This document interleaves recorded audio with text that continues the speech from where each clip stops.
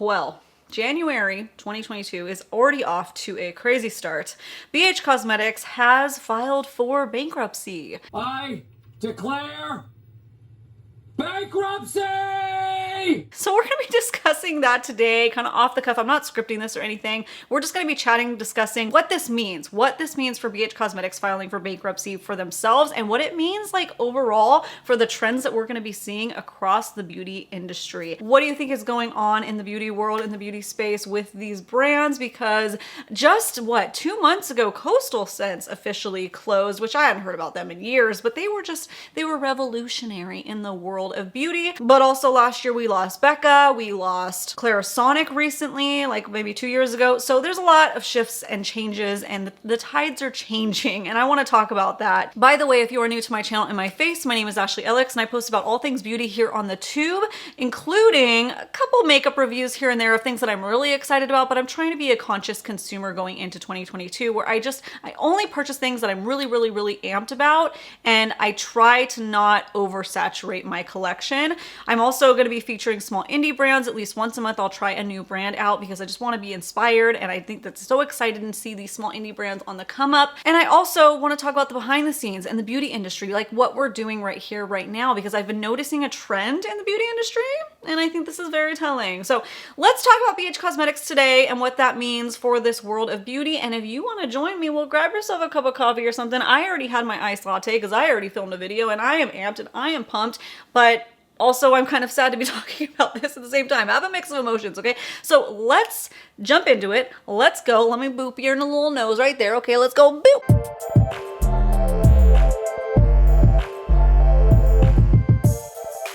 First of all, let's have a moment of silence because these were the creators of the Take Me to Brazil palette and some of the Zodiac palettes, and let's just have a moment.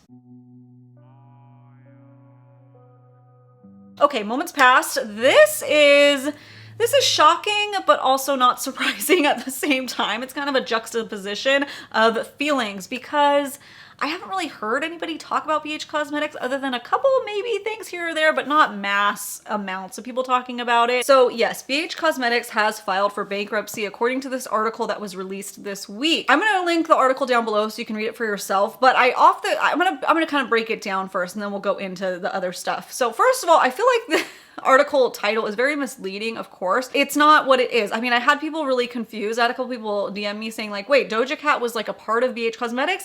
Well, no, not really. So the title of the article was Doja Cat Iggy Azalea partner, BH Cosmetics files for bankruptcy. The title of this article makes it seem like Doja and Iggy are actually stake owners in the company, but as far as I can tell, that's not the case. What they are talking about is the collaboration that they both did with BH Cosmetics last year. I got some thoughts on those collabs, okay? First of all, I don't think that they did very well. I personally wasn't interested in them. Doja Cat, it's sad for the brand. They talk about this in the article, how they kind of took a risk with that brand. They were going to be expanding into skincare, but instead of doing that, because of their limited funds, they decided to go with this collaboration with these celebrities. Doja Cat is a huge celebrity right now. Like, her name is everywhere. So it does appear like it should be a shoo-in and they should have great success. However, no, I disagree. I feel like anytime there's a celebrity collaboration with a makeup brand, it kind of tanks a little bit because they don't have that kind of support for a collaboration that they usually see with influencers and YouTubers, because the influencers and YouTubers, like, they, first of all, like, really, I feel like most of the time pour their whole life into the collab and making sure that it's good quality, it fits their aesthetic and their color story and their things that they like to use, and they have the audience that they are specifically engaging with and selling to and showing it to them. I think when celebrity brands do this, they expect the name to just sell itself,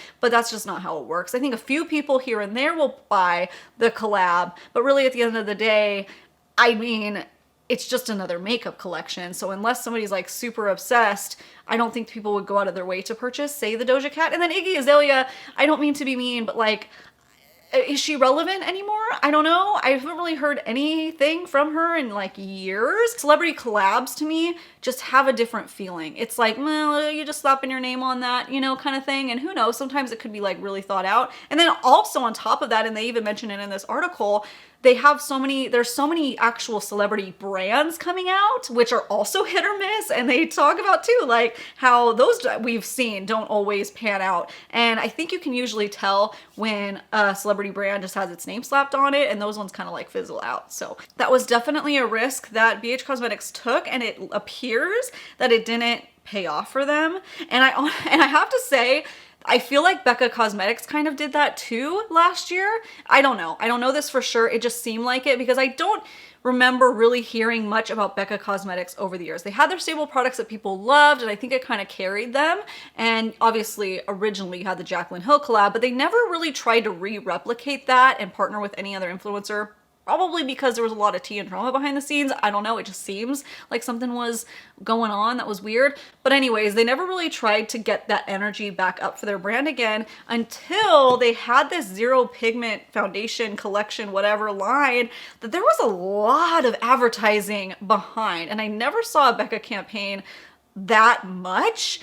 That stuff was everywhere, and to me, that was a whole emperor's clothes kind of situation. Like, the foundation was stupid. Okay, there, I said it. So I don't think that that paid off for them. I think they were really thinking, because of the like no makeup look that is really big right now, and the skincare look and the glowy skin, that it was gonna pay off. And I don't think that it did, but that's because they were selling garbage. Okay, there, I said it. So my point is though, like, yeah, I think that these brands are trying to take these last ditch effort risks, and then if they're not paying off, they're going under, which is really scary. It has to be really scary for some of these brands. So anyways, let's go back to the article. So the cosmetics brand filed for Chapter 11 bankruptcy in January of this year, and it has plans to sell its intellectual property for only like $4 million. That sounds to me, I'm not legal, I don't have any degree in law or anything, but it sounds to me like they're hoping to do what Becca did, where they ended up selling a few of their items to Smashbox. So they're like, it's like this Becca X Smashbox or something now, where you get like, there's 3 of their products that they purchased the recipe for, the packaging, everything, and then they can resell it under that. So I like that idea, because you could still be able to get those products. I think it's weird that they did it with Smashbox, because in my opinion, Smashbox is a little like, I don't know how they're hanging on there by a thread, but I think that that is the goal of BH Cosmetics. But when I think of BH Cosmetics, I think of like a mess of different products. They are kind of all over the place. They've had amazing products that they were trailblazers in. Okay, I gotta give credit where credit is due. There's a lot of good stuff that comes out of BH Cosmetics, but it's almost like ColourPop without the direction. ColourPop is mass, fast fashion, so overproduced. They're kind of drowning me at this point, but they always have a look, an aesthetic. Like I know what to get from them. BH Cosmetics, just to me, has always seemed a little chaotic, and not in the best way. I just don't know. It's very all over the place, not cohesive. I mean, you have the travel collections, which I think do the best, and then you have like a bunch of random one-offs.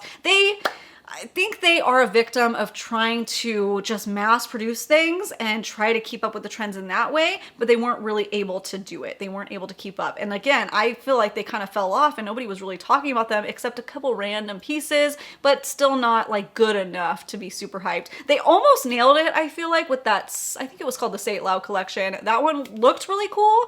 But was it the pandemonium that we're going through? I don't know. Maybe because here's what they said in these court papers. So back in 2018, they had sales of around 50 to 60 million, which is obviously very profitable, very good. But they said in court papers that they faced increased competition after that, 2018. Yes, I 100% can see that. It was crazy. And then they said in 2019, they brought in a new management team that suggests using, this is so sad, the management team suggested, no fault to the management team, but they suggested 2020 be its transitional year and like really go hard in that year. And then we all know what happened in 2020 that nobody could predict. So they went from 55 million in sales roughly in 2019 to 33 million in sales in 2020. Now, I think that that's something that probably happened to a lot of brands. A lot of brand sales got cut in half, and for multiple reasons. Now, you tell me, are you purchasing as much as you used to when it comes to makeup? Because I sure as heck aren't, and that started this last year. Part of the reason I think is people are wearing masks, they're not going to work, their lifestyle has changed, not going to events. So naturally, beauty sales are going to drop off. But for me personally, Number one, I was bored. A lot of launches were very boring. A lot of launches, and not, this isn't BH Cosmetics, I just mean in general. A lot of launches just seemed like, let's just launch another eyeshadow. Let's just launch another lipstick collection. And there was just really no thought behind it. And then number two is that I'm just trying to be really thoughtful about my purchases and think, do I need this foundation just because it's brand new? Do I have one that exactly what works the same? So I think consumer spending has changed wildly, but maybe they were still trying to push out as much as it was and not adjusting to the times. Because with every collection, there's an investment that got to be made. Just like with Doja Cat and Iggy, I'm sure they had to pay a hefty fee, and the times weren't really justifying that. So that's kind of sad. They almost probably would have done a little bit better if they spent less and collabed with somebody else, like an influencer or a YouTuber that could really help boost sales in that. They actually went on to, last September, they were trying to get help selling the company, and that didn't work out because, I mean, their sale, like, who wants to invest in a dying brand? I don't know, unless somebody could come in and like really change it. But it's just, I don't know. Like I said, we got to give credit where credit is due. They had some rockin' products. I mean, I loved what they did with the, Take Me Back to Brazil. That was a revolutionary product for their time because they were able to make an affordable range eyeshadow palette with all these different colors. To me, it was a step up in quality from Coastal Scents. So they found that perfect little niche, and then they kind of like went all over the place after that. You just don't know what to expect. And they were primarily online for a long time. They went to Ulta, but then I think a lot of issues come up when these brands go into Ulta that have a huge collection, and each Ulta store decides to carry different things. So you don't really know, will Ulta have it in stock? I don't know. BH Cosmetics, I feel like really has to have that advertising channel where they're constantly being talked about on these platforms. I don't think a lot of everyday consumers would know who BH Cosmetics was because they're not in all the drugstores. Yeah, they're in Ulta, but they're usually in a tiny section. Honestly, all the displays I've ever seen were really poorly maintained. And I think you need to know about them specifically to search them out. That's hard to do. So if you're not sending out PR, which I haven't seen people get PR for BH Cosmetics in forever. If you're not sending out PR, you're not helping get that exposure from all of us beauty junkies that just love it and search it out. If you're not getting that exposure, you kind of get forgotten about, and then you don't have that base to rely on. Like, Clinique doesn't have to be talked about on social media for there to be the everyday consumer that literally knows who they are. They buy all their products. It doesn't really, they have that base, right? So they don't have to go do all this PR. I think BH Cosmetics, maybe they, I don't know, they kind of made a mistake. I feel like cutting back their PR, in my opinion, I think they cut it back, or people just weren't talking about them. I don't know what happened with that, but they should have kept that up. I know that costs a lot of money, but maybe that money would have been better spent than a collaboration. I don't know, with a celebrity, I don't know. It's just a sign of the times, baby. I think consumer spending habits when it comes to beauty is very much changing. I think that this is the first of many. If I made a prediction, I'm gonna say at least 3 more brands will close this year. I don't know specifically who. I don't have insights to any of that, but I just see so much changing in our makeup spending habits and what we're using, what we're consuming, and we're kind of like getting a little bit fatigued. And I think that some brands will take note of that, I think, and be able to adjust and make less and maybe make the things that they do make better. That's what I want to see. I don't know if they will, but hopefully some brands do that. And then we'll see all these other ones just kind of like fall to the wayside that can't keep up.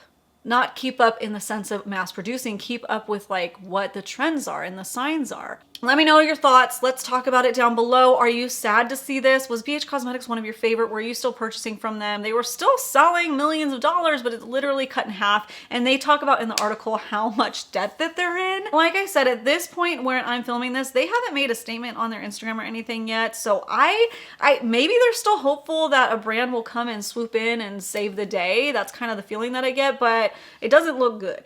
Doesn't look good. I think they're going to be going bye-bye. I don't know what intellectual property they'll be selling. I don't know what products or palettes would be worth like another brand or investor investing in. but I could be wrong. So it'll be curious to see what happens in the coming months. But let me know what you think and subscribe before you go so you don't miss out on future beauty content. Follow me over on Instagram and TikTok where I post more silly, fun, lighthearted makeup memes and reels and things like that. But I gotta go now. Thank you so much for stopping in and seeing what I had to say about this whole bankruptcy situation, and I will see you guys next time. Bye!